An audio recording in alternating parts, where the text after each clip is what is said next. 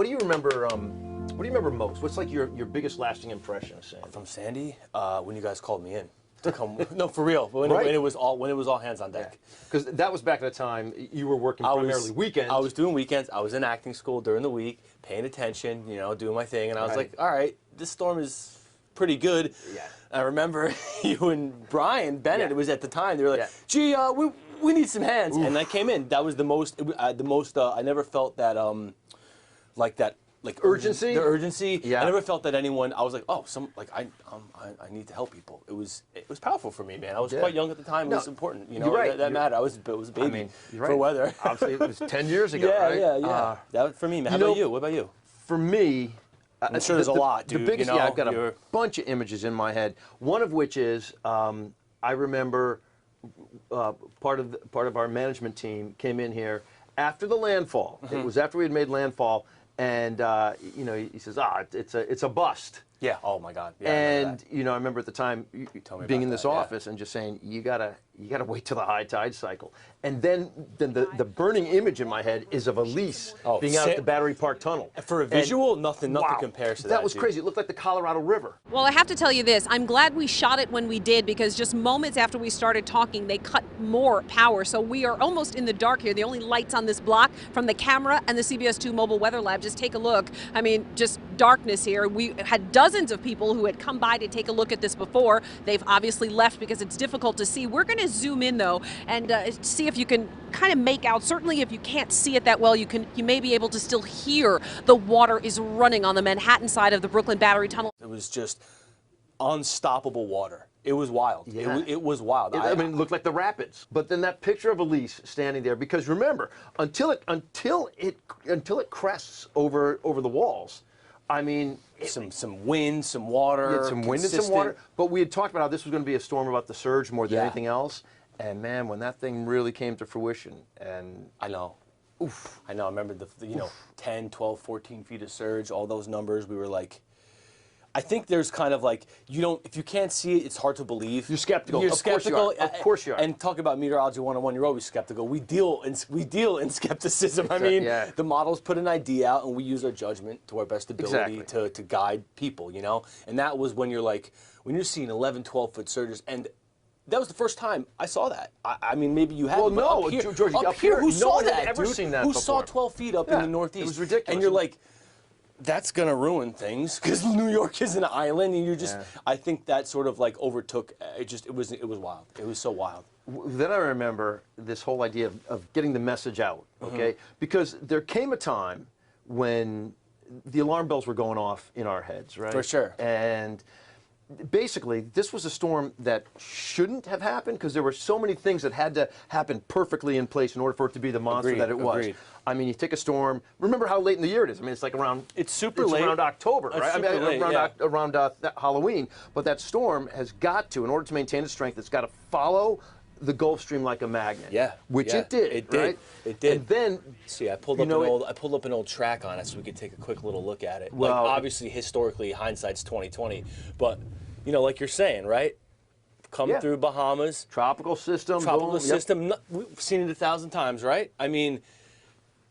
Yeah. Well, George, you take it back a little. Just bring that back a little bit, because I got it. This was the key for me. This was the key for me. Yeah. Because so many tropical systems. Let's lose that for a second. So many tropical systems do this curve right here. They all tend to do that curve right here. What this storm did that a lot don't do is this one here, the hard left-hand turn. And for all those hours from this point here, coming on, that whole time spins like this, right? The whole time it's pushing water on shore.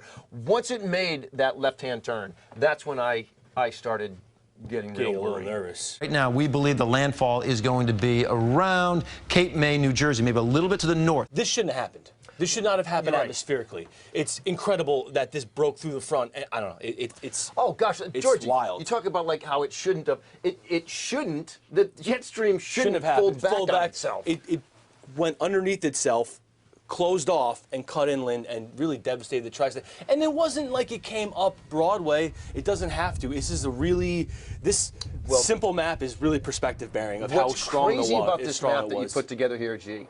And honestly, Giorgio's just a master at building these things. I'm working. But what's great about this, G, to show people, everyone thinks that this storm came right into, like you said, into into like New York City. Downtown, right? It didn't. But by having New York City north of this line, anywhere north of this line, anywhere north of it, gets the onshore flow. You get the water being pushed this way. If you're south of this line, you're getting the water being pushed. So it's kind of like you know, like we like to do, especially with all your hurricane experience, the quadrants. Bad spot for a number of hours, and it didn't change. And I think that's what was the duration and the build-up. Absolutely. This is the latest information as of the 5 o'clock update. It's moved a few miles north. I don't want it to move. You don't want it to move. Not a mile to the north. That's been a decade. How much harder has forecasting gotten in the last 10 years, man? How much more have things?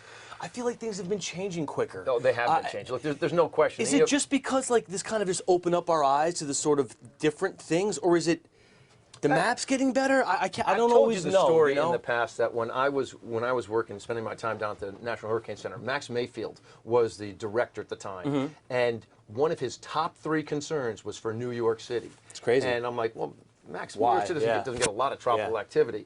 And this was would have been back 2003 or so, around there. Wow. And he just said, they've let their guard down. Meaning we haven't seen them for so many years.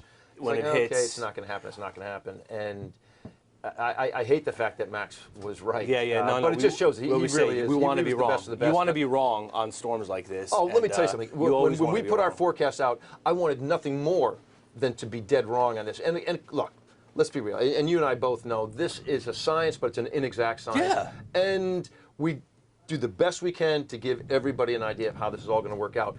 And most of the time, we're in the mix. We're in the vicinity. Sometimes you do have a strike. You miss altogether, right? Sure. And we take a lot of flack when we miss.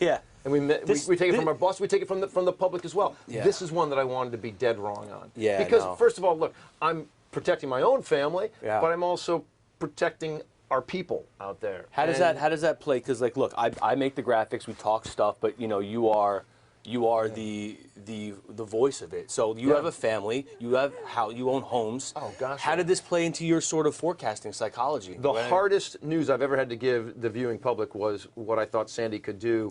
And crazy part about it is, I was using what my bosses at the time said was inflammatory language, which you don't want to do. No, right. But keep it calm. But you know, some of the phrases I used, you know, in hindsight, they were spot right. On, yeah, right? for sure.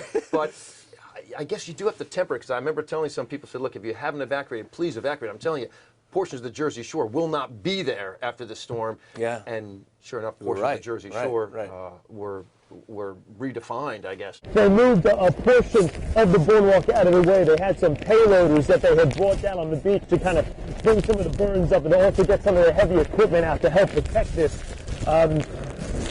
But also, we keep talking about it's not even high tide yet. The eye of the storm hasn't even crossed further south on Jersey, and this is going to be a big problem. This is Ocean and Warren, the corner of Ocean and Warren.